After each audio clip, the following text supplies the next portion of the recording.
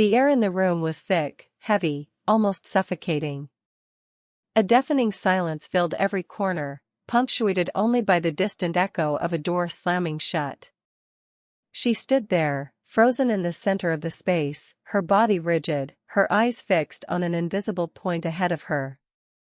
The words still buzzed in her ears, a cruel echo of a reality that was unraveling. A deep, almost inaudible sigh escaped her lips. Time seemed to have stopped, frozen in that instant of pure desolation. Then, a slow, almost imperceptible movement. A hand rose, touching her pale face, as if seeking to confirm her own existence. Nothing else mattered. Only the void. Sarah had always believed that life was a tapestry woven with threads of choices and consequences, but she never imagined that her own tapestry could be unraveled so brutally. In her early 30s, she had built a solid career as an architect in Austin, a city that, for her, represented the perfect balance between urban hustle and tranquil charm. Her office, overlooking the Congress Avenue Bridge, was her sanctuary, the place where her dreams took shape in innovative and elegant designs. She loved the precision of lines, the harmony of colors, the functionality of every space. It was there that she felt complete, valued, the master of her own destiny. Her marriage to Daniel, a real estate developer, seemed, at first glance, the natural extension of this successful life. They met at a business event, an architecture and construction fair, and the connection was immediate. Daniel was charming, ambitious, with an easy smile that disarmed anyone. Sarah found herself caught in a whirlwind of passion and plans for the future. The apartment they shared, a modern duplex in the Zilker Park neighborhood, was the portrait of the life they had idealized, sophisticated, comfortable, filled with art and design. But, behind the impeccable facade, deep cracks were beginning to appear, silent and painful. The biggest of these cracks was Sarah's desire to be a mother. Since adolescence, she had dreamed of a large family, of the warmth of a home filled with children's laughter. Daniel, at first, seemed to share this dream. They talked about names, about decorating the baby's room, about the joy of watching a child grow. However, as the years passed and frustrated attempts mounted, Daniel's enthusiasm waned, replaced by a growing coldness. Sarah felt increasingly alone on this journey, silently carrying the weight of expectation and frustration. The doctor's appointments, the treatments, the renewed hopes with each cycle, and the subsequent disappointments exhausted her. She found herself in a labyrinth of emotions, where the joy of her career couldn't fill the void that the absence of a child left in her heart. On that fateful morning, Sarah had received news that her flight for a conference in Denver had been rescheduled for the next day. A momentary relief, as it meant one more night at home, perhaps a chance to rekindle the flame with Daniel, who had been growing increasingly distant. She decided to surprise him, preparing his favorite dinner and lighting candles, hoping the romantic atmosphere could break the ice that had settled between them. The aroma of basil and fresh tomatoes filled the kitchen, and soft music played in the living room, creating a scene of peace and anticipation. When Daniel arrived, the door opened with a creak that seemed to tear through the night's silence. His face was contorted, his eyes dark, and Sarah's surprise turned into a chilling premonition. He didn't smile, didn't hug her. He just stared at her with an intensity that made her recoil. "What is all this, Sarah?" he asked, his voice low, but laden with suppressed fury. She tried to approach, her hand extended, but he sharply pulled away. "Don't touch me. Don't pretend you care." Daniel's words came like blows, one after another, delivered with calculated cruelty. He accused her of being to blame for his infidelities, for his coldness in the relationship, for her sick obsession with having children that had driven him away. Each sentence was a stake driven into her chest, a distorted truth that left her breathless. Sarah tried to argue, tried to defend herself, but her words were lost in the whirlwind of accusations. "You're cold, Sarah. You only think about yourself, your career, this selfish desire of yours to be a mother. I can't take it anymore." The pain was physical, a knot in her throat that prevented any sound from escaping. She felt the ground disappear beneath her feet when he uttered the words that would seal her fate. "I want a divorce. And you're leaving. This apartment is mine, it always has been. The deed is in my name." The shock paralyzed her. The apartment she had helped decorate, chosen every detail for, the home she considered hers, was, in fact, an illusion. A trap.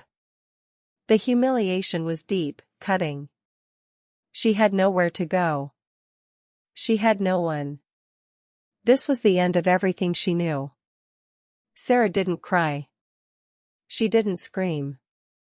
She just stared at him, her eyes welling up, but firm, as he finished pouring out his anger and frustration. Her dignity, though wounded, prevented her from collapsing there, in front of him. She merely nodded, an almost imperceptible movement, and turned, walking towards the bedroom. She needed air, a moment to process the avalanche of pain and betrayal. The world around her crumbled, and she felt small, insignificant, adrift in an ocean of despair. The bedroom door closed behind her, muffling the sound of a life draining away. Sarah's bedroom, once a sanctuary of soft colors and comforting textures, now felt like a dungeon. The moonlight filtering through the window barely managed to dispel the darkness that had settled in her soul. She sat on the edge of the bed, her hands clutching her knees, trying to contain the tremor that ran through her body. Daniel's voice, cold and calculating, echoed in her mind, repeating the accusations, the humiliations, the sentence of her banishment. "This apartment is mine, it always has been." The phrase was a dagger, twisting in the open wound of her dignity. How could she have been so blind? So naive?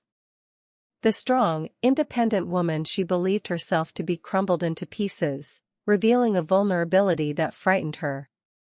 The night dragged on in silent torture. Sarah couldn't sleep.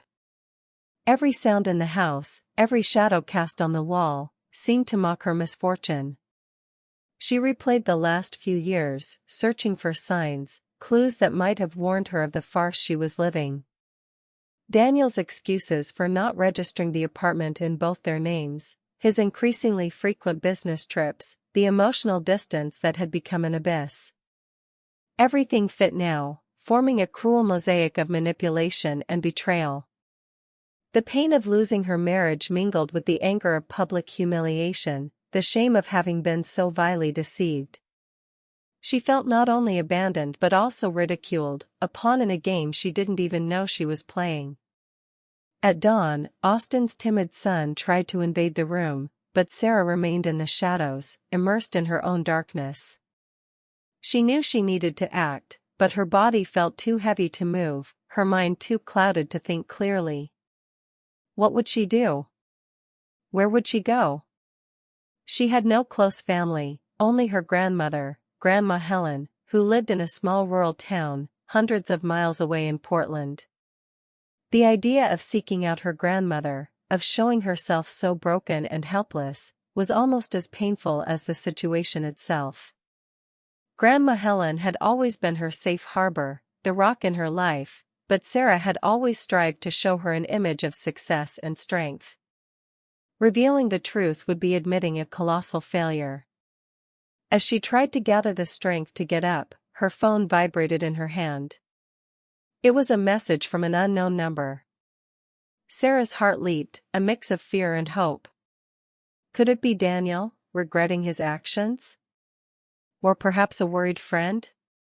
But the message was short, direct, and chilled her blood. Your grandmother, Grandma Helen, passed away this morning.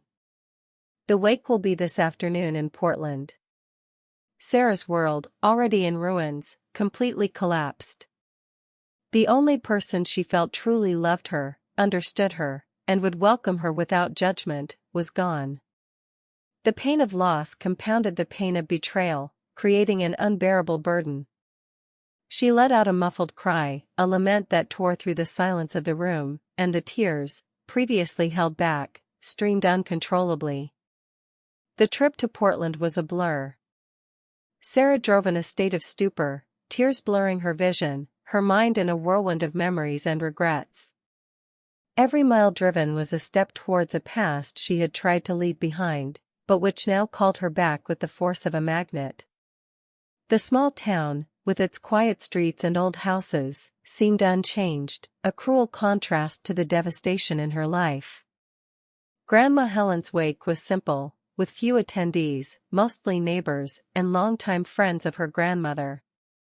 Sarah felt like a ghost, observing this scene from afar, unable to connect with reality.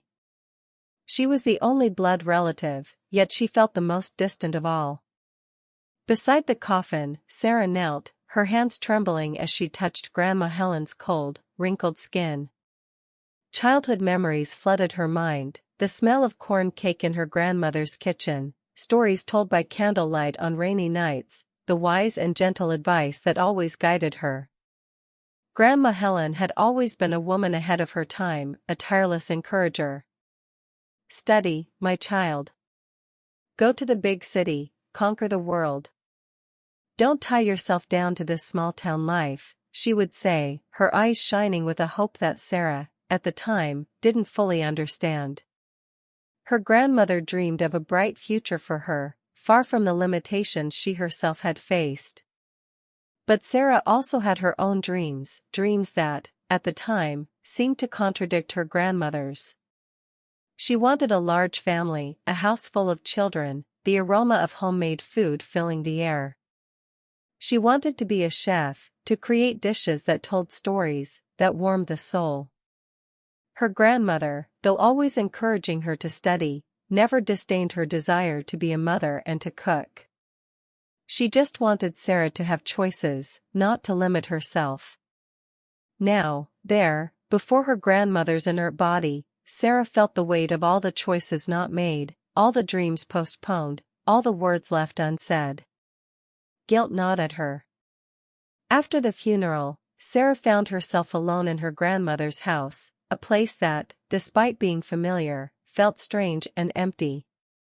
Every object, every piece of furniture, every photograph on the wall was a reminder of Grandma Helen's presence, and of the absence that now suffocated her. She began to sort through her grandmother's belongings, a painful process of letting go and rediscovery.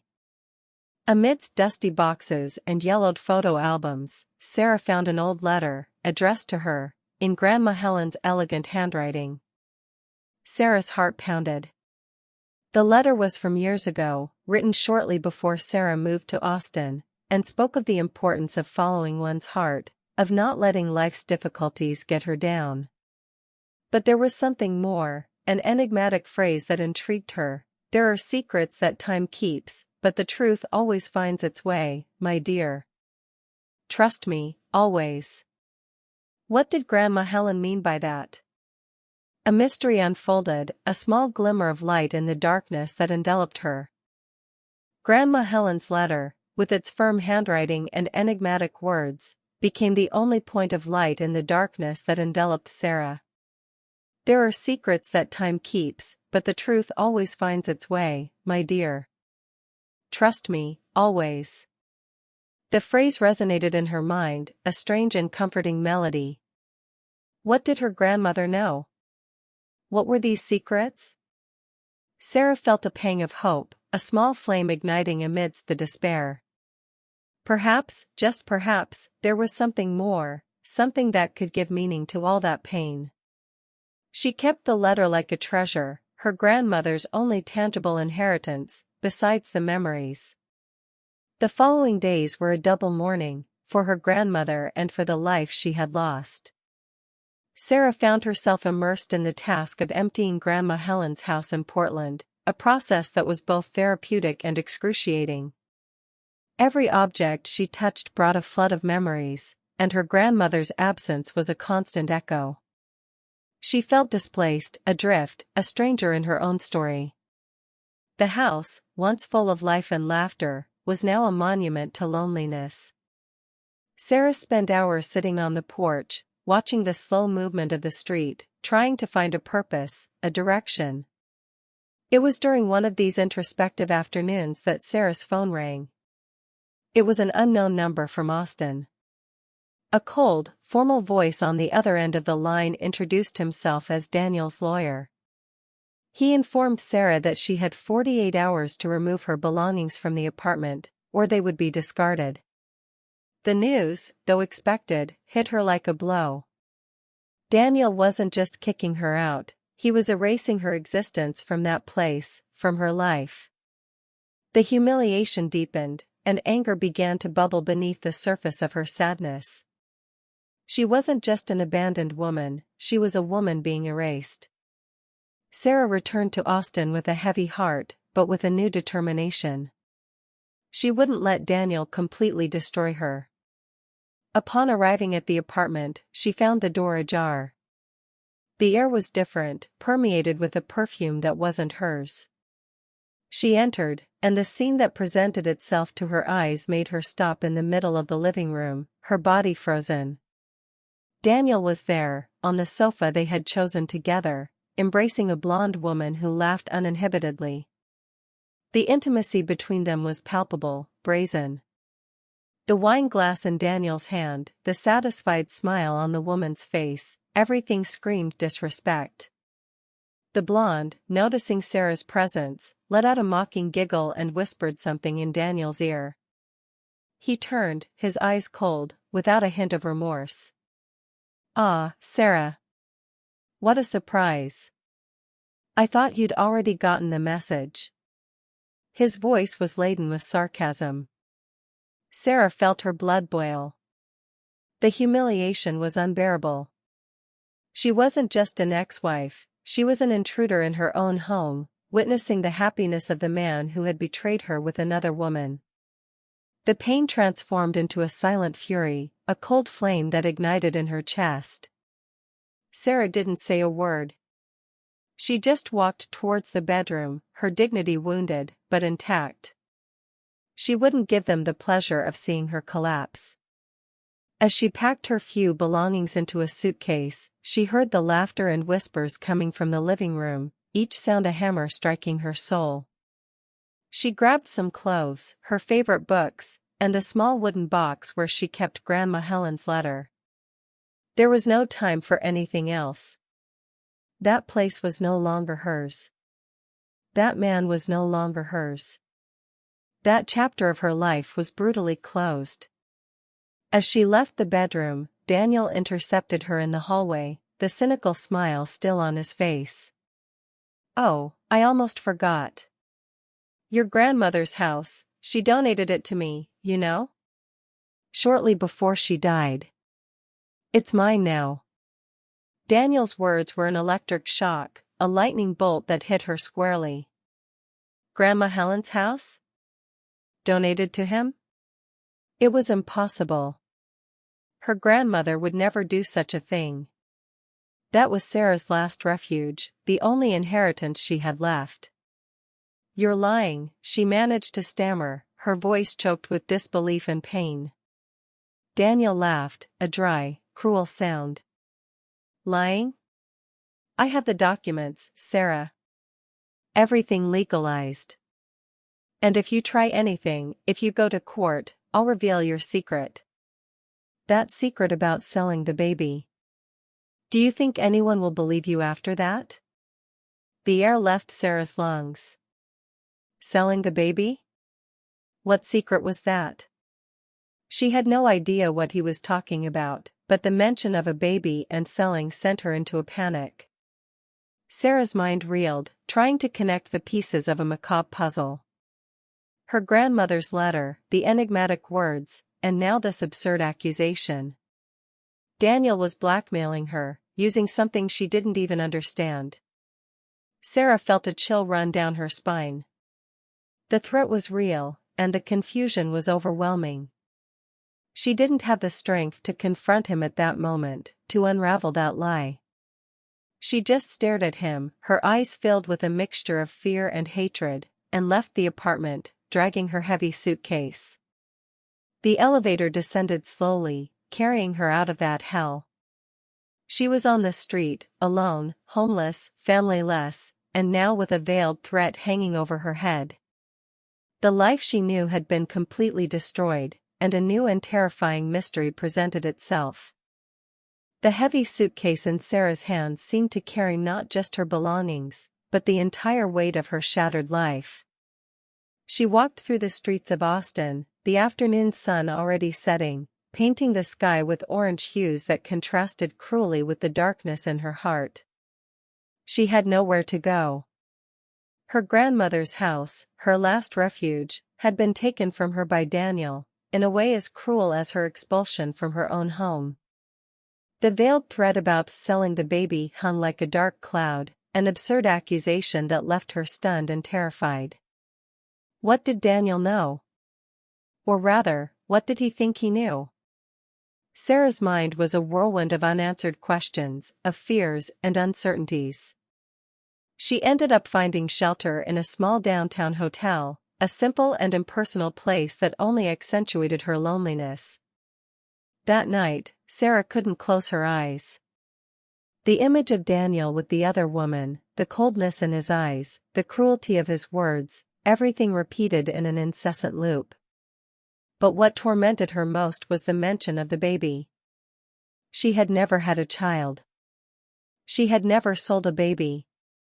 The idea was so grotesque, so far from her essence, that it made her question Daniel's sanity. Or perhaps, her own. The next day, with a determination that sprang from her indignation, Sarah decided she wouldn't let herself be defeated. She had nothing left to lose, and that, in some way, liberated her. The first step would be to understand what Daniel meant by that blackmail. She needed answers, and she knew exactly who could help her unravel this mystery: Claire, her childhood friend, who was now the director of civil registration in Portland. Claire had always been her confidante, the only person who knew the most intimate details of her life, including her past in the small town. The trip back to Portland was different. This time, Sarah wasn't in mourning, but on a quest. The landscape passing by the bus window seemed less gray, and hope, however faint, began to color her thoughts. Upon arriving, she went straight to the registry office, where she found Claire amidst piles of documents and stamps. The reunion was warm, a tight hug that conveyed more than 1,000 words. Claire, with her expressive eyes and welcoming smile, immediately noticed that something was wrong. "Sarah. What a surprise. I thought you were in Austin. Did something happen?" Claire asked, concern evident in her voice. Sarah, her voice choked, poured out her heart. She told her about Daniel's betrayal, the eviction from the apartment, the donation of her grandmother's house, and finally, the blackmail about selling the baby. Claire listened attentively, her face contorted in a mixture of shock and indignation. "Daniel is a monster. How could he do that to you?" she exclaimed, anger shining in her eyes. When Sarah mentioned the blackmail, Claire frowned, thoughtful. "Selling a baby? Sarah, that's absurd. You never had a child." "But, wait a minute. I remember something your grandmother told me, many years ago, about a period when you were very sick, and she had to move to the countryside with you for a while. She was always very reserved about it, but she told me it was to protect you from something very serious." Claire's words lit a spark in Sarah's mind. The illness, the move to the countryside, all of that had been a nebulous period in her memory, something Grandma Helen always avoided discussing. Claire, with her experience in civil registration, offered to help. "We'll investigate this, Sarah. It doesn't make sense. If Daniel is blackmailing you with something like that, there must be some basis, however distorted. We'll start with the birth and death records from that time, here in the city and in neighboring towns, especially in the rural area where your grandmother lived with you." Claire's determination was a balm for Sarah's soul. She was no longer alone. As Claire began to sift through the archives, Sarah found herself revisiting memories of her adolescence, especially that period when she lived with her grandmother in the countryside. She was about 17 at the time, and life in the big city, with her studies and ambitions, seemed a distant future. At that time, she had reconnected with Andrew, an old childhood crush. Andrew was a charismatic young man, with a charming smile and an intense gaze that made her sigh. They spent hours together, exploring the fields, dreaming of a future that seemed promising. The passion between them was overwhelming, a fire that consumed everything around them. That intense and forbidden summer romance resulted in an unexpected pregnancy. Sarah, still a teenager, found herself in an overwhelming dilemma. Fear, shame, the uncertainty of the future consumed her. When she told Andrew, he initially promised support, but pressure from his family, who had other plans for their son, made him back down. He abandoned her, leaving her alone to face the consequences of a youthful love. The pain of Andrew's betrayal was deep, but the concern for the baby growing inside her was even greater. Grandma Helen, upon discovering the pregnancy, reacted with a mixture of shock and pragmatism. She knew that, with Sarah being underage, the risk of losing the baby to an orphanage was real and imminent. To protect her, to preserve her granddaughter's dignity and her great-grandchild's life, her grandmother orchestrated an audacious plan. They would move to a small rural property, away from the curious eyes of the city. Sarah would study externally, and her grandmother would help her with the birth, keeping everything a secret. The decision was difficult, but her grandmother was determined to protect her family at all costs. The small mud brick house in the middle of the countryside, a few miles from Portland, became the secret refuge of Sarah and Grandma Helen. Far from curious glances and societal judgments, they built a private universe, where the silence of the fields was broken only by the sounds of nature and the accelerated beats of Sarah's heart. The pregnancy advanced, and with it, a mixture of fear and a strange, almost forbidden, hope. Sarah felt the baby move inside her, a constant reminder of the life she was creating, but also of the complexity and danger of her situation. Grandma Helen was her rock, her midwife, her confidant, her protector. She taught Sarah about medicinal herbs, about the strength of women, about the resilience of life. Days turned into weeks, and weeks into months. Sarah, with her increasingly prominent belly, studied by candlelight, architecture books open on the rustic table, while her grandmother prepared nourishing teas and soups. Life in the countryside was hard, but Grandma Helen's presence made everything bearable. They talked about the future, about the baby to come, about the dreams Sarah still harbored, despite everything. Her grandmother always reminded her, "You are strong, my granddaughter. Stronger than you imagine. And this baby will be your greatest strength." Her grandmother's words were a balm for Sarah's wounded soul, a reminder that, even amidst adversity, life found a way. The night of the birth arrived suddenly, amidst a torrential storm that lashed the countryside. Winds howled, rain beat hard on the roof, and thunder echoed, creating a dramatic and frightening atmosphere. Sarah felt the first contractions, and fear mingled with excitement. Grandma Helen, with her usual calm, but with eyes full of concern, prepared everything. Hot water, clean cloths, herbs to relieve the pain. Hours of labor followed, an exhausting battle between life and pain. Sarah screamed, cried, but her grandmother's voice, firm and encouraging, guided her through each contraction. "Push, my child. You're almost there. Think of your baby." Finally, amidst the darkness of the night and the sound of rain, a faint cry filled the small room. It was a boy. Sarah, exhausted but with indescribable joy, reached out to hold her son. That tiny being, with his dark hair and still closed eyes, was proof of her love, her strength, her resilience. Grandma Helen, with a tired but radiant smile, placed the baby in Sarah's arms. The touch of his soft skin, the smell of a newborn, the warmth of her son's body against hers, everything was perfect. In that moment, Sarah forgot the pain, the betrayal, the abandonment. She was a mother. And nothing else mattered. But the joy was short-lived. Grandma Helen, with a serious expression, asked for the baby back. "I need to clean him, my child. Rest a little." Sarah, still dazed by exhaustion and emotion, nodded. Her grandmother prepared a strong tea, with herbs Sarah didn't recognize, and convinced her to drink it to recover. The liquid was bitter, but Sarah trusted her grandmother. In a few minutes, an overwhelming drowsiness invaded her, and she fell into a deep sleep, lulled by the sound of the rain and the image of her newborn son. When Sarah woke up, the sun was already streaming through the window, and the smell of fresh coffee filled the house. The storm had passed, but a new storm was brewing in her heart. She sat up in bed, her head throbbing, and the first thing she looked for was her baby. "Grandma?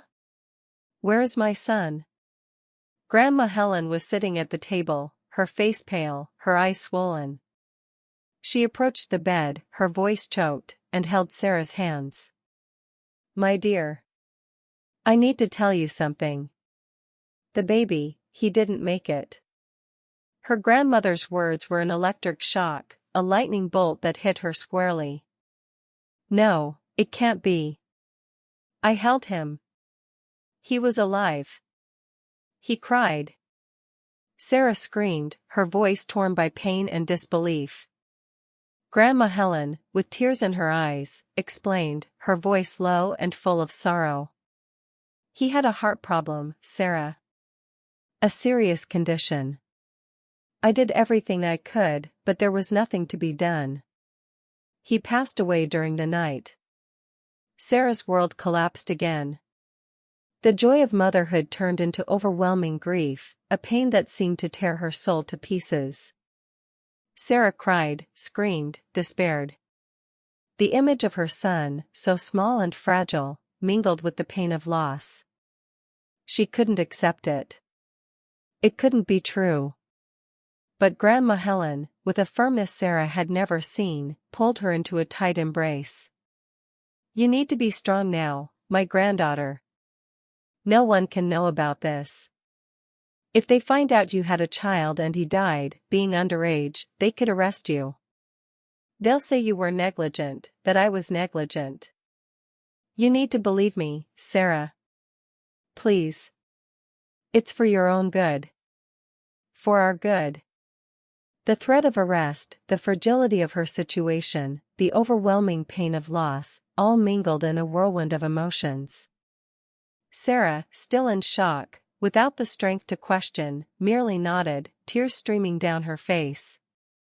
She trusted her grandmother, the only person she had in the world.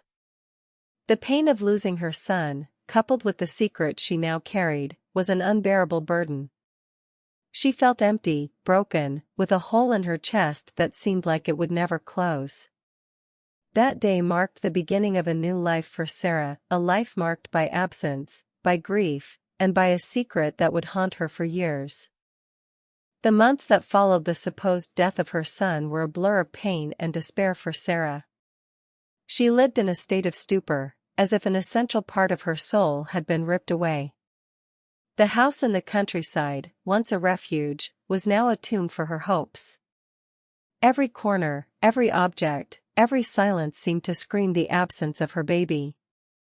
Grandma Helen, though visibly shaken, maintained a firm demeanor, incessantly repeating the need to keep the secret, to protect Sarah from prison and scandal. Her grandmother, with her unconditional love, tried to fill the void, but the wound in Sarah's heart was too deep to heal. Sarah tried to cling to her studies, to the architecture books that once fascinated her, but concentration was almost impossible. The lines and angles seemed meaningless in the face of the immensity of her loss. She spent hours gazing at the horizon, at the green field stretching before her, searching for an answer, a sign, anything that could alleviate the anguish that consumed her. The image of her son, so briefly in her arms, was the only thing that kept her connected to reality, but also the only thing that made her break down in silent tears. Gradually, life in the countryside began to become unbearable. The isolation, the constant reminder of the tragedy, the need to hide the truth from everyone, all weighed on Sarah like a mountain. She needed a new beginning, a place where she could try to rebuild her life, away from the shadows of the past. It was then that Grandma Helen, noticing her granddaughter's suffering, encouraged her to go to Austin, to pursue her dream of becoming an architect. "Go, my child. Build your life. I'll be here, always. But you need to live, Sarah. For yourself and for him." Her grandmother's words, though full of love, also carried a tone of farewell, as if she knew that would be their last goodbye. Sarah moved to Austin, taking with her only a suitcase and a broken heart. The big city, with its fast pace and endless possibilities, offered a welcome escape from the pain of the countryside. She plunged headfirst into her studies, seeking in architecture a way to channel her energy, to build something new amidst the ruins of her life. With each completed project, each recognition, she felt a small spark of hope rekindle. Her career became her refuge, her purpose, a way to prove to herself and to her grandmother's memory that she was capable of overcoming any adversity. Years passed, and Sarah became the successful architect we met at the beginning of the story. She built a life of appearances, a facade of strength and success that hid the deep pain of her past. Her marriage to Daniel, her incessant quest to have children, everything was an attempt to fill the void left by the loss of her first love and her baby. But the wound never fully healed. With each passing birthday, with each child she saw, a pang of sadness invaded her, a silent reminder of what she had lost. Now, with Daniel's betrayal and the loss of her grandmother's house, Sarah found herself back at square one, but with a crucial difference. Daniel's blackmail about selling the baby had reopened an old wound, but also planted a seed of doubt. Grandma Helen's words, "There are secrets that time keeps, but the truth always finds its way," echoed in her mind with new intensity. What if her son hadn't died? What if it was all a lie? The idea was terrifying, but also the only thing that kept her from completely collapsing. Back in Portland, at Claire's house, Sarah felt a little safer. Her friend, with her unwavering loyalty, had become her only safe harbor. Claire, who had already begun searching the civil records, brought the first pieces of information. "Sarah, I've scoured all the birth and death records from that time, here in Portland and in neighboring towns, especially in the rural area where your grandmother lived. And I found nothing. No death record for a baby with the characteristics you gave me. And the strangest thing is that there's no birth record for you during that period either." Claire's words were a shock. No record? That meant her grandmother's story, however painful, had no official backing. Sarah's mind began to race. If there was no death record, her son could be alive. Hope, once a small flame, now turned into an overwhelming fire. But if he was alive, where was he? And why would Grandma Helen have lied to her? The pain of Daniel's betrayal mingled with the pain of a possible betrayal by her grandmother, the only person she trusted blindly. Claire, sensing Sarah's anguish, continued, "I also tried to locate the head of the village maternity ward, Dr. Hannah, who was the only doctor in the region at the time. But she retired many years ago and moved to an unknown location. It seems she disappeared off the map." The news about Dr. Hannah added another layer of mystery. The disappearance of the only medical witness to the birth was, at the very least, suspicious. Sarah felt a chill. The truth was there, hidden somewhere, and she was determined to find it, no matter the cost. The news that there was no death record for her son, nor for her own birth during that period, was a shock that reverberated through Sarah's soul. The pain of loss, which had accompanied her for so many years, now mingled with a growing fury. If her son hadn't died, then she had been deceived. Deceived by whom? And why? The figure of Grandma Helen, once her safe harbor, now became a source of mystery and, perhaps, of a betrayal even deeper than Daniel's. Sarah's head spun, trying to fit the pieces of a macabre puzzle. Her grandmother's letter, with its promise that the truth always finds its way, took on a new and disturbing meaning. Claire, seeing Sarah's anguish, tried to calm her. "Sarah, we need to be calm. There might be an explanation. Maybe the records were made in another city, or irregularly. But the fact that Dr. Hannah disappeared is very suspicious. She would be the only medical witness to your birth." Her friend, with her thoughtful voice, tried to bring some rationality to Sarah's emotional chaos. But the architect's mind was already elsewhere, devising a plan, a strategy to uncover the truth. That night, Sarah barely slept. The idea that her son could be alive, somewhere, consumed every thought. She remembered the touch of his skin, the smell of a newborn, the faint cry that filled the house on the night of the storm. Those memories, once tinged with grief, now shone with a new and desperate hope. She needed to find him. She needed to know what really happened. The feminine pain that had weakened her for so long now transformed into an unwavering strength, a fierce determination. The next day, Sarah and Claire met again, this time with a map of the region and a list of all the families who had adopted children around the time Sarah's son would have been born. The search was like looking for a needle in a haystack, but Sarah was willing to turn over every straw. Claire, with her expertise and access to information, managed to identify some names of families who, in some way, were connected to Dr. Hannah or people close to her. One of these families stood out, that of Rebecca, an influential and ambitious woman, who had moved to Austin a few years ago and was now preparing for a state representative candidacy. "Rebecca is a well-known figure here in Austin," Claire explained, pointing to a photo of an elegant woman with a forced smile. "She's married to Matthew, a very respected mechanic in the city, and has a son, Ethan, who must be your baby's age." The most interesting thing is that Rebecca was one of the main donors to the clinic where Dr. Hannah worked before she retired. And there are rumors that she had difficulty getting pregnant. Claire's words were like a lightning bolt. An influential woman, with difficulty getting pregnant, linked to Sarah's birth doctor, and with a son of the same age. The coincidence was too great to ignore. Sarah felt a chill run down her spine. Her intuition screamed that this was the key to her mystery. She looked at the photo of Ethan, Rebecca, and Matthew's son. A young man with dark hair, with a gaze that seemed to carry an unusual depth for his age. There was something about him, a subtle familiarity, that drew her in.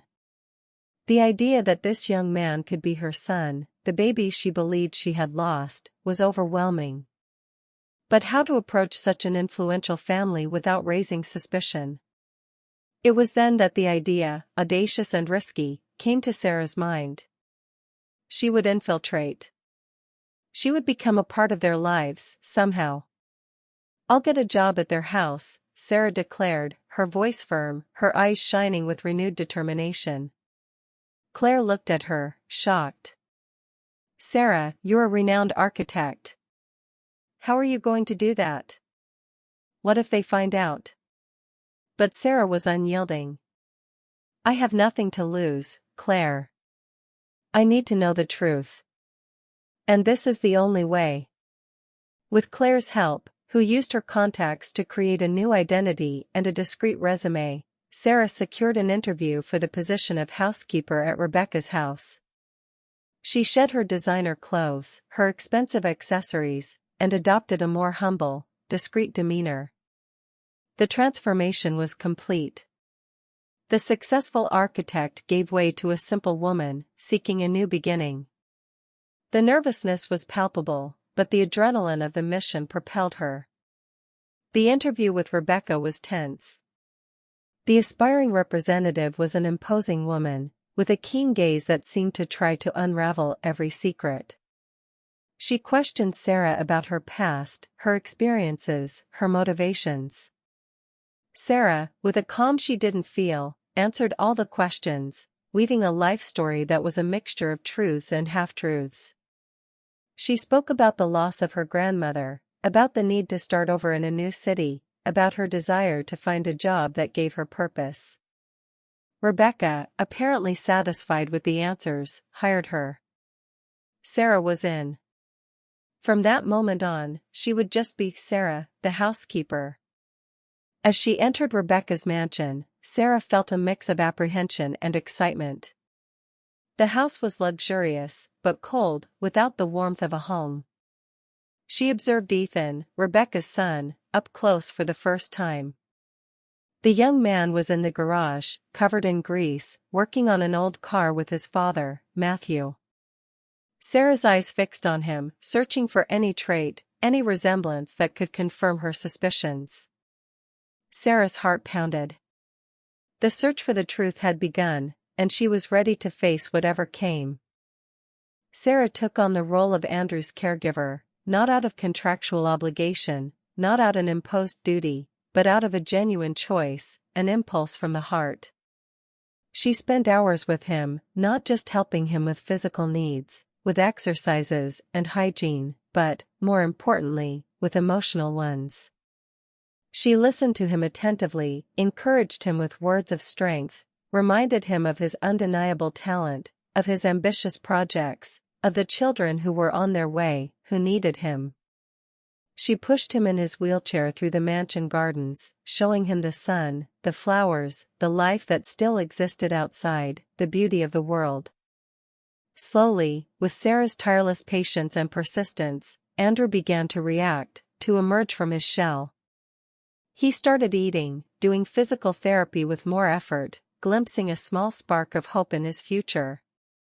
Sarah's presence, her soft voice, her look of support and understanding, were the only balm for his wounded soul, the only light in his darkness. With each small step of Andrew's progress, Sarah felt a victory, a purpose that filled her, that gave meaning to her own pain. Sarah's constant presence in Andrew's life began to work a slow but noticeable miracle, a gradual rebirth that no one expected. Physical therapy sessions, once a painful and meaningless burden for him, became moments of sharing, deep conversations, and small daily victories. Sarah not only helped him with the exercises, with the exhaustive repetition of movements, but motivated him with inspiring stories, with the promise of the children on the way, with the vision of a future he had abandoned in his depression. She reminded him of his passion for architecture, bringing him magazines and books about new projects, rekindling the creative flame that depression had almost extinguished, that despair had suffocated. Andrew, previously reclusive, bitter, and hopeless, began to smile again, a faint smile at first, almost imperceptible, but one that gained strength and sincerity each day, illuminating his face.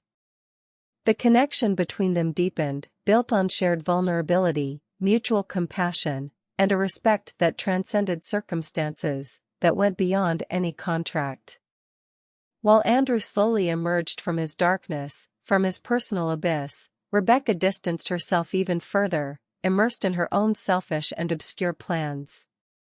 Sarah noticed Rebecca's prolonged absences, the whispered phone calls in hidden corners of the mansion, the way she avoided any mention of Andrew or the babies, as if they didn't exist. Rebecca's coldness was a stark contrast to the warmth and complicity developing between Sarah and Andrew, a dichotomy that became increasingly evident. One afternoon, as she passed through one of the corridors, Sarah overheard Rebecca's phone conversation, in a low voice, but audible enough for the words to reach her ears.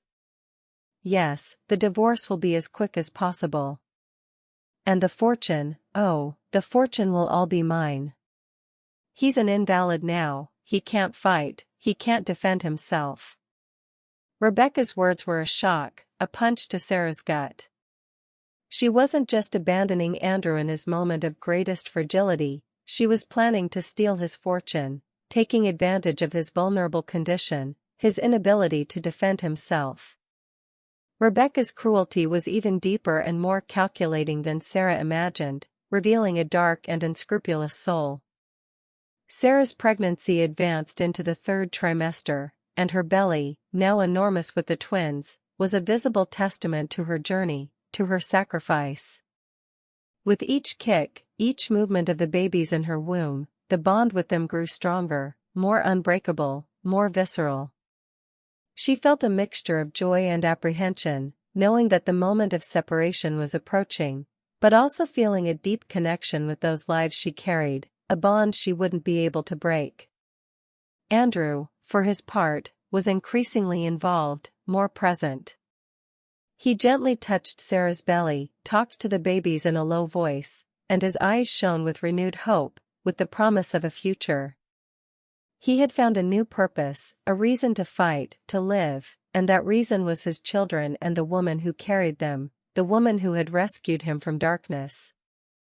Andrew's rehabilitation was an arduous, painful, and lengthy process, but he was determined, driven by an inner strength that propelled him. With Sarah's tireless help and a team of dedicated physical therapists, he began to make impressive progress, exceeding doctors' expectations. First, small movements in his legs, then the ability to sit unsupported, to maintain balance, and finally, with the aid of a walker, his first hesitant, wobbly, but meaningful steps. Each step was a victory, a testament to his unshakable willpower and Sarah's tireless support, who was always by his side. The mansion, once a place of despair and loneliness, was now a stage of overcoming, of rebirth.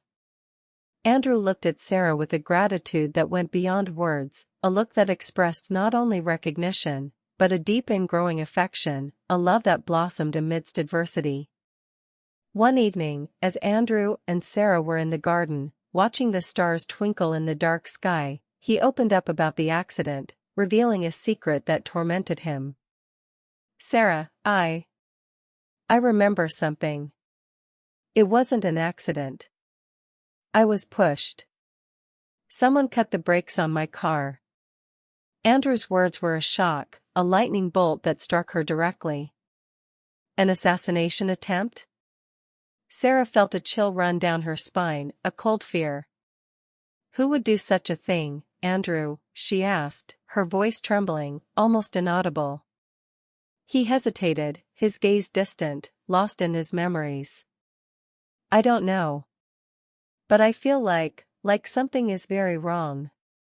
And Rebecca, she was so strange before the accident, so distant, so cold. Suspicion hung in the air, heavy and dark, like a storm cloud. Sarah realized that the web of intrigues and dangers was far more complex than she imagined, that the surface of luxury hid a deep darkness, and that Andrew's life, and perhaps hers and the baby's, was still at risk, under the gaze of a hidden enemy. With Ethan's hair strands carefully secured, Sarah felt a mix of relief and overwhelming anxiety. The envelope in her hands was the key to unraveling the mystery that had tormented her for years, the proof that could confirm or deny the greatest pain of her life. She knew every second counted.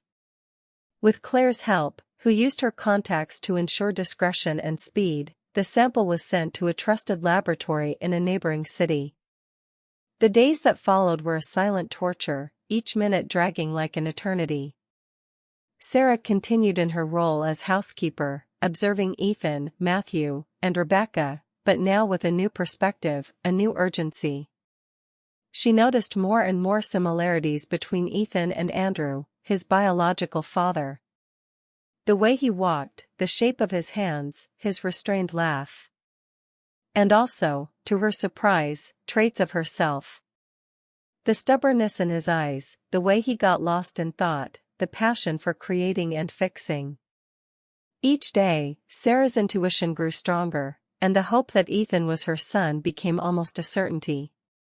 But certainty brought with it an immense weight, the pain of having been deceived for so long, the anger for the life that had been stolen from her, and the fear of what would come next. The tension in Rebecca's mansion was palpable. The political campaign intensified, and Rebecca became increasingly demanding and controlling. Arguments with Matthew grew more frequent, and Ethan, overwhelmed by his mother's expectations and the arranged marriage to Julia, seemed increasingly distant and unhappy. Sarah observed everything, feeling Ethan's pain as if it were her own. She wanted to hug him, to tell him the truth, but she knew it wasn't the right time yet. She needed the proof, the irrefutable confirmation. Finally, Claire's call came.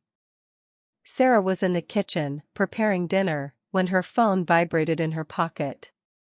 She answered, her heart pounding. Claire's voice was choked, a mix of emotion and relief. "Sarah, the result is in. It's positive. Ethan is your son." Sarah's world stopped. Claire's words echoed in her mind, a symphony of joy and pain. Her son was alive. Her son was there, under the same roof, and she had found him. Tears, previously held back, streamed uncontrollably, a river of emotions she had held for almost 2 decades. Sarah leaned against the kitchen counter, her legs trembling, trying to process the avalanche of feelings. The joy of having found her son mingled with anger at the lie, with pain for the life that had been stolen from them. She took a deep breath, wiped away her tears, and felt a renewed strength, an unwavering determination. There was no turning back. The truth had been revealed, and now she would fight for her son, no matter the cost. That same night, Sarah decided she couldn't wait any longer. She needed to confront Rebecca. The opportunity arose when Rebecca was alone in her office, reviewing campaign documents. Sarah knocked on the door, her voice firm, but her heart racing. "Mrs. Rebecca, I need to speak with you about something very important." Rebecca, annoyed at being interrupted, looked up, her face contorted. "What is it, Sarah? Can't you see I'm busy?" Sarah entered the room, closed the door behind her, and placed the envelope with the DNA test result on the table. "It's about Ethan. And about the past." Rebecca looked at her suspiciously, but the seriousness on Sarah's face made her pay attention. "What are you talking about, housekeeper? I don't have time for your mysteries." Sarah took a deep breath and, her voice choked but firm, revealed the truth. "Ethan is my son. I am his biological mother. And I have the proof." Rebecca's face paled. Her eyes widened in shock, and the glass of water in her hand fell to the floor, shattering into 1,000 pieces. The silence in the room was deafening, broken only by the sound of broken glass. Rebecca stood up, her body rigid, her eyes fixed on Sarah, a growing fury in her gaze. "You're crazy. How dare you invent such a story? Ethan is my son. I raised him." Her voice was a growl, laden with hatred and despair. Sarah remained calm, pointing to the envelope. "The DNA test doesn't lie, Rebecca. I know what happened. I know my son didn't die at birth. I know Dr. Hannah gave him to you. And I know my grandmother was coerced into lying to me." With each of Sarah's words, Rebecca's fury intensified. She approached the table, grabbed the envelope, and tore the document into pieces, throwing them on the floor. "This is a farce. A setup. You won't ruin my life, or my son's life. I am a powerful woman, Sarah. I can destroy you." Rebecca tried to bribe her, offering an exorbitant amount of money for Sarah to disappear, to forget everything. "Think carefully, Sarah. You can have a new life, far from here, with all the money you need." Forget this madness. Forget Ethan. But Sarah was unyielding. My son is priceless, Rebecca. I won't give up on him. I will fight for the truth and for justice. Rebecca's fury turned into veiled threats. You don't know who you're dealing with, Sarah. I have contacts. I can ruin your life, your reputation. I can make you lose everything, again. No one will believe a crazy housekeeper who appears out of nowhere with an absurd story. But Sarah was not intimidated. The pain she had endured for years, the injustice she had suffered, all of it had transformed her into an unshakable woman. I'm not afraid of you, Rebecca. The truth will come out, and you will pay for everything you've done. The confrontation ended with Rebecca expelling Sarah from her office, but the seed of truth had been planted, and the battle for justice was just beginning. Rebecca's mansion, once a stage of appearances, was now a silent battlefield. The aspiring representative's fury, after the confrontation with Sarah, was palpable, a poison spreading through every room. Sarah, though expelled from the office, remained in her post as housekeeper, her dignity intact, her determination unwavering. She knew Rebecca wouldn't leave her alone, but she also knew she couldn't back down. Her son was there, under the same roof, and the truth needed to come out. With every glance she exchanged with Ethan, a new wave of love and protection washed over her, strengthening her courage. The days that followed were filled with unbearable tension. Rebecca, with her political campaign on the rise, was more stressed and irritable than ever. She drank more, spoke louder, and her arguments with Matthew became explosive. The facade of a perfect family began to crumble, revealing the deep cracks of a marriage based on interests and lies. Ethan, in turn, felt the weight of the pressure. The arranged marriage to Julia was approaching, and his dreams of owning a mechanic's workshop seemed increasingly distant. Sarah observed her son's suffering, feeling helpless, but determined to find the right moment to act. One rainy night, after a campaign event, Rebecca and Ethan left together in a luxury car. Sarah felt a bad premonition, an anguish that tightened her chest. Hours passed, and they didn't return. The phone rang in the early hours of the morning, and Matthew's desperate voice filled the house. Rebecca and Ethan were in an accident. They're at the hospital. Sarah's heart froze. She rushed to the hospital, fear consuming her, the image of her injured son pounding in her mind. At the hospital, the scene was chaotic.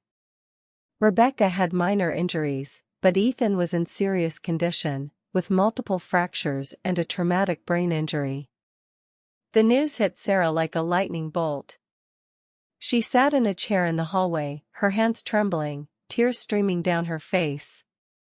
Matthew was beside her, his face pale, his eyes red from crying so much. She was driving drunk, Sarah, he whispered, his voice choked. I warned her not to drive, but she didn't listen. Sarah's anger mingled with her pain. Rebecca, once again, had put her son's life at risk. While Ethan fought for his life in the ICU, Rebecca, with her calculating mind, was already concocting a plan to protect her political career. She knew that the news of an accident involving the aspiring representative, driving drunk, would be a scandal that could destroy her image. With the help of her lawyers and advisors, she began to manipulate the situation, distorting facts, planting false information in the media. And worst of all, she tried to convince Ethan, still fragile and sedated, to take the blame for the accident. Sarah, who was always nearby, observing Rebecca's every move, overheard the conversation between mother and son. Ethan, my love, you need to help me. Say you were driving. No one will believe a drunk woman. Your career is at stake, my son. Think of our future. Rebecca's voice was soft, but laden with cruel manipulation. Ethan, still confused and debilitated, seemed to hesitate, but his mother's pressure was immense. Sarah felt a knot in her throat. Rebecca's cruelty knew no bounds. Matthew, who was also suspicious, began to investigate on his own. He noticed Rebecca's lies, the contradictions in her stories, the way she tried to silence the hospital staff. He approached Sarah, his eyes filled with new determination. "I know Rebecca is lying, Sarah. I know her. She would do anything to protect her image. I'll help you prove the truth." The alliance between Sarah and Matthew was forming, a union of pain and justice. To Sarah's surprise, Andrew, her old love and Ethan's biological father, also approached. He had been informed of the accident and, upon visiting Ethan in the hospital, noticed Rebecca's manipulation. Andrew, now an influential businessman, had his own reasons to seek revenge on Rebecca. He had discovered that she was using him in her political schemes, and that Ethan's arranged marriage to his daughter, Julia, was merely a facade for her illicit dealings. "Rebecca is a snake, Sarah. She deceived me, just as she deceived you. I'll help you expose her." With Matthew and Andrew's help, Sarah began to gather evidence. They collected witness testimonies, security camera footage, medical reports that contradicted Rebecca's version. The web of lies and manipulations woven by the aspiring representative began to unravel. Sarah felt a growing strength, a certainty that the truth, finally, would come out. The feminine pain that had accompanied her for so long transformed into a powerful weapon, propelling her towards the final battle. The hospital, once a place of anguish and uncertainty, became the secret headquarters for Sarah, Matthew, and Andrew. While Ethan slowly recovered in the ICU, the team worked tirelessly to unravel the web of lies woven by Rebecca. Each piece of evidence collected, each testimony obtained, was a step towards the truth, a blow against the aspiring representative's impeccable facade. Sarah felt a renewed energy, a strength that sprang from the certainty that she was fighting for her son, for her dignity, for a justice that had been denied to her for so long. Matthew, with his loyalty and knowledge of Rebecca's habits, was crucial. He revealed details about his wife's financial schemes, about the pressures she exerted on employees, and about how she manipulated information for her own benefit. He also managed to access text messages and emails that proved Rebecca's attempt to coerce Ethan into taking the blame for the accident. Matthew's pain at seeing the woman he loved transform into a monster was palpable, but his determination to protect Ethan was even greater. Andrew, in turn, used his influence and contacts in the business world to investigate Rebecca's political connections. He discovered that the candidate was involved in a public funds embezzlement scheme, using her campaign as a front to launder money. Ethan's arranged marriage to his daughter, Julia, was just a piece in this dirty game, a way to consolidate alliances and expand her illicit businesses. Andrew, who had been deceived and used by Rebecca, felt a thirst for revenge that drove him to see it through.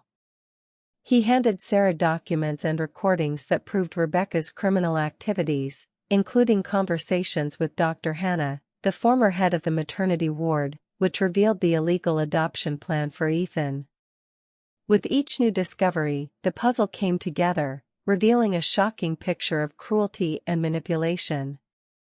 Dr. Hannah, coerced by Rebecca and by Andrew, who at the time was an ambitious and unscrupulous young man, involved in Rebecca's early schemes, had faked the death of Sarah's baby and handed him over to Rebecca and Matthew, who, in turn, believed they were carrying out a legal adoption, albeit with some facilitations provided by Rebecca's influence. Sarah's grandmother, Grandma Helen, had been threatened and blackmailed into keeping the secret, fearing for the safety of her granddaughter and the baby. The truth was even more complex and painful than Sarah imagined. With all the evidence in hand, Sarah, Matthew, and Andrew knew that the moment of the final confrontation had arrived. They decided to act on the day of Ethan's discharge from the hospital, a moment Rebecca would use to create a media spectacle, presenting Ethan as a hero who had sacrificed himself for her. The idea was to completely reverse the narrative, unmasking Rebecca in front of everyone. The tension was almost unbearable. On the day of the discharge, the hospital lobby was packed with journalists, photographers, and Rebecca's supporters. She, with a forced smile and an impeccable posture, prepared to give a press conference alongside a still pale and fragile, but now conscious, Ethan. Sarah, Matthew, and Andrew positioned themselves strategically, with Claire and a team of lawyers and police officers waiting. The plan was simple, but risky: confront Rebecca publicly, with all the evidence, and expose her crimes. Rebecca began her speech, thanking the support and praising the courage of her son, who had taken responsibility for the accident. She tried to play the victim, manipulating the public's emotions. Ethan, with a distant look, seemed uncomfortable with the charade. Sarah felt her blood boil. The humiliation she had suffered, the pain she had carried for years, all of it transformed into an unwavering strength. Just as Rebecca was preparing to conclude her speech, Sarah stepped forward, her voice firm and clear, cutting through the air like a blade. "Enough with the lies, Rebecca." All eyes turned to her. Rebecca stared at her, her eyes wide with shock and fury. "Who are you?" "Security. Get this woman out of here." But Sarah didn't back down. Matthew and Andrew positioned themselves beside her, with the documents and recordings in hand. "I am Sarah, Ethan's biological mother," Sarah declared, her voice choked with emotion, but laden with an unshakable force. "And Rebecca is lying. She is not the victim, she is the criminal. She faked my son's death, stole him from me, and now she's trying to manipulate him to cover up her own crimes." The revelation shocked everyone. Journalists began to murmur, camera flashes went off, and chaos erupted in the hospital lobby. Rebecca, in a panic, tried to deny it, but the evidence presented by Matthew and Andrew was irrefutable. Dr. Hannah's recordings, the documents about the embezzlement, the text messages. Rebecca's mask fell, revealing the true face of an ambitious and unscrupulous woman. The humiliation she had inflicted on Sarah now turned against her, multiplied 1,000-fold. The public, previously manipulated, now saw the naked truth. The hospital lobby transformed into a pandemonium. Sarah's revelation, as Ethan's biological mother, and the irrefutable evidence presented by Matthew and Andrew, unmasked Rebecca before a stunned crowd of journalists and supporters. Camera flashes fired incessantly, capturing the image of a pale Rebecca, her face contorted in fury and despair. Her political career, her impeccable reputation, everything crumbled in a matter of seconds. The humiliation she had planned for Sarah now turned against her with overwhelming force. As Sarah's lawyers and the police approached Rebecca, she, in a final act of desperation and madness, pulled a small gun from her purse. Her eyes, bloodshot with hatred, fixed on Matthew. "You betrayed me. All of you betrayed me." She pointed the gun at him, and a shot echoed through the lobby, followed by screams of panic. Matthew fell to the ground, hit in the shoulder. The chaos intensified, but the police acted quickly, immobilizing Rebecca and disarming her. She was handcuffed and led away, her face disfigured by rage and defeat. Andrew, who was also Ethan's biological father, was arrested next. The evidence of his criminal activities, his involvement in the illegal adoption scheme, and his illicit dealings with Rebecca, was undeniable. He did not resist, resignation in his gaze, the realization that his past mistakes had finally caught up with him. Julia, his daughter, who was present and witnessed the entire scene, broke down in tears, consumed by the pain of her father's betrayal and the farce of her engagement. Ethan, still fragile but aware of everything happening, watched the scene with a mixture of shock and relief. The truth, however painful, had finally been revealed. He was cleared of the accident, and Rebecca's deception was publicly exposed. Sarah approached him, her eyes welling up, but full of love. "My son," she whispered, extending her hand. Ethan, with a look of recognition and acceptance, took her hand, a bond of love and forgiveness forming between them. Matthew was taken to surgery, and the news that the bullet had only hit his shoulder, with no risk to his life, brought immense relief to Sarah and Ethan. While Matthew recovered, Ethan and Sarah spent hours talking, filling in the gaps of almost 2 decades. Sarah told him the whole truth about his birth, about Grandma Helen's plan to protect her, about the lie of his death and the illegal adoption. Ethan listened attentively, absorbing every word, understanding the complexity of his biological mother's story. He accepted her, not just as his mother, but as a strong and courageous woman who had fought tirelessly for him. In time, Ethan fully recovered. Free from Rebecca's shackles and the arranged marriage, he was finally able to pursue his passion for mechanics. With Matthew's help, who became his mentor and a loving father, he opened his own workshop, a place where his dreams took shape in engines and tools. Julia, Andrew's daughter, who had become a great friend to Ethan during his recovery, decided to support him in his new venture. She, who had also been a victim of Rebecca and Andrew's manipulations, found a new family in Ethan and Sarah, a safe harbor. Sarah and Matthew, united by pain and the fight for Ethan, discovered an unexpected love. Matthew's kindness, his integrity, his capacity to love and forgive, won Sarah's heart. He, in turn, found in Sarah a strong, resilient, and passionate woman who helped him heal the wounds of an unhappy marriage. They fell in love, a mature and true love, built on a foundation of trust and mutual respect. Months later, in an intimate and emotional ceremony, Sarah and Matthew got married. Ethan, with a radiant smile, was the best man, and Julia, the maid of honor. They moved into a new home, a cozy and bright apartment, where the smell of homemade food and laughter filled every corner. Ethan and Julia, with the prize money from a car race Ethan had participated in, rented a space for the workshop, which prospered every day.